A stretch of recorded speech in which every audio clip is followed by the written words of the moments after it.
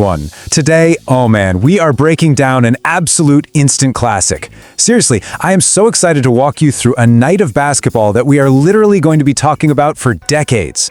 We're looking at Game 5 of the 2026 Eastern Conference Playoffs, an absolute bloodbath between the top-seeded Detroit Pistons and the Orlando Magic. Now remember, the Pistons were this incredible 60-win team during the regular season, but here, they suddenly found themselves on the brink of elimination. Their backs were entirely against the wall. They were fighting for their playoff lives. And what we got was an unbelievable, historic shootout between two of the league's brightest young stars. So let's dive right in and set the stage for one of the most unbelievable climaxes to a basketball game you will ever see. Okay, so put yourself right there in Little Caesars Arena. You can practically feel the tension in the building. The Pistons had built up this commanding 15-point lead early in the fourth quarter. It felt safe, right? It felt like they were just cruising on to a Game 6. But then, Paolo Banchero caught fire. He knocks down this massive catch-and-shoot three-pointer, and suddenly, with just over a minute left on the clock, that 15-point cushion is erased completely, down to just 3. The entire energy of the arena just shifts. The crowd is biting their nails. Banchero is sitting on 45 points, and Detroit's entire season is hanging by a single thread. I mean, it is just pure, unadulterated basketball panic and adrenaline at this point. And right when the walls are closing in, Cade Cunningham answers the call. With the whole season on the line, Cunningham drives hard down the right side of the floor. He's got Desmond Bane draped all over him, sliding backward. Cunningham stops on a dime, he elevates, and just pops this beautiful 16-foot fadeaway jumper with just 32 seconds left on the clock. Swish. Absolutely nothing but net. The absolute dagger, it put the finishing touches on a massive 116-109 victory, keeping the number 1 seeded Pistons alive. Wow. Let's just take a breath for a second and appreciate the history we just witnessed, because the sheer rarity of this is staggering. Cade Cunningham finished with 45 points. Paolo Banchero finished with 45 points. Think about that. In the entire history of the NBA playoffs, this is only the second time we have ever seen opposing players drop 45 or more points in the exact same game. The only other time? That was back in the legendary 2020 NBA bubble, Game 4, when Donovan Mitchell scored 51 and Jamal Murray scored 50. Cunningham himself actually said he felt almost undeserving to be part of such a great moment, but make no mistake about it, he absolutely earned his place in the history books tonight.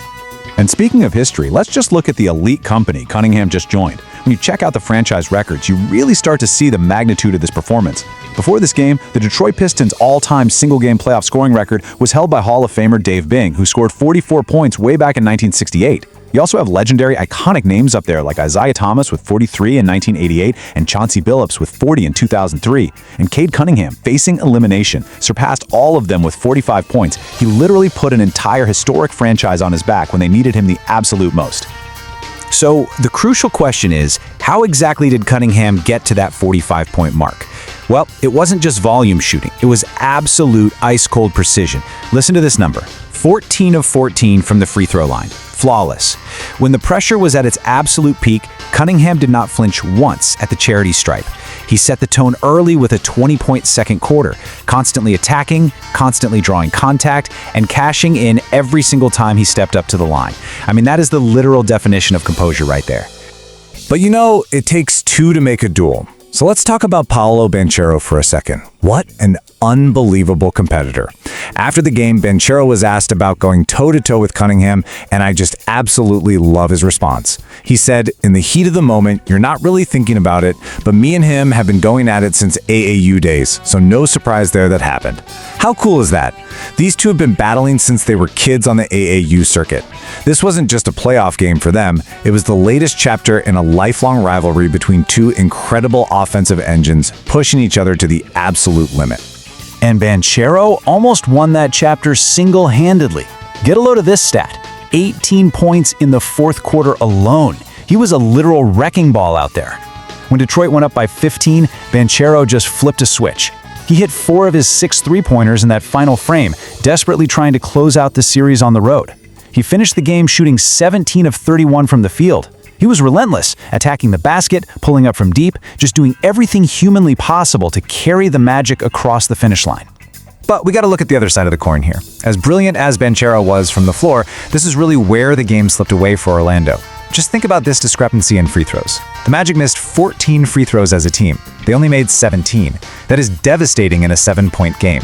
And Banchero himself, despite all his heroics everywhere else, really struggled here, missing 7 of his 12 attempts from the stripe.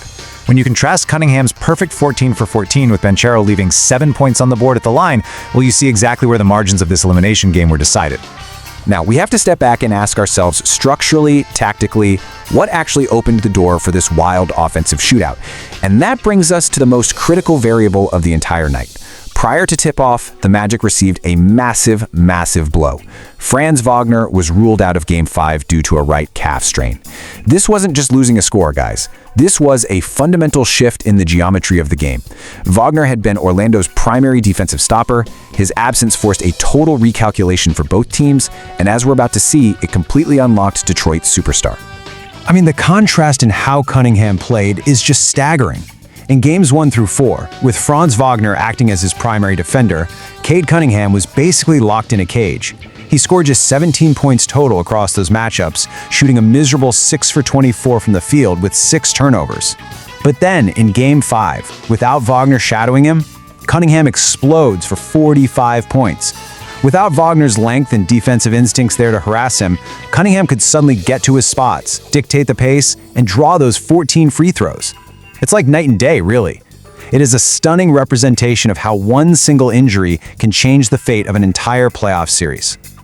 But let's be completely fair here. Cade didn't do it entirely alone. To save a 60-win season, you need your guys to step up, and Detroit's supporting cast answered the bell. Ausar Thompson was an absolute menace on the glass and in the passing lanes, with 15 rebounds and 5 steals. Jalen Duren owned the paint, falling just shy of a double-double with 12 points and 9 boards. And Tobias Harris came through with that steady veteran scoring punch they desperately needed, pouring in 23 points and grabbing 8 rebounds. This finally looked like the #1 seed we saw all regular season, just flying around with pure hunger and physicality. And that physicality, that absolute desperation to survive, it was perfectly summed up by Pistons head coach J.B. Bickerstaff. Listen to this quote from him. "We come out swinging. We come out kicking. We come out scratching, biting, clawing, whatever's necessary to get it done." You can just feel the gravel in his voice, can't you? This wasn't about running pretty plays anymore. This was about not letting your teammate down. It was about pure, primal survival instinct. And the Pistons dug deep and found it when they stared elimination right in the face. And I absolutely love this next part. When Bickerstaff was asked after the game if it felt like his team finally had some life again, he didn't even hesitate. He stood tall, totally confident, and delivered this beauty. "Man, I feel like we've always had life. Until that fat lady starts singing, we got life." That right there, that is the heartbeat of a team that simply refuses to quit. The Pistons survived the storm, and they have officially reclaimed their pulse in this series. So what is the big takeaway from this explainer? And where does this actually leave us? Well, we are heading back to Orlando for Game 6. And with Franz Wagner's status still completely up in the air, the burning question is this: can Paolo Banchero summon another miraculous Herculean performance to close this out at home? Or did Game 5 just fully awaken the top-seeded Detroit beast? We have an unbelievable series on our hands, folks, and I, for one, absolutely cannot wait to see what happens next.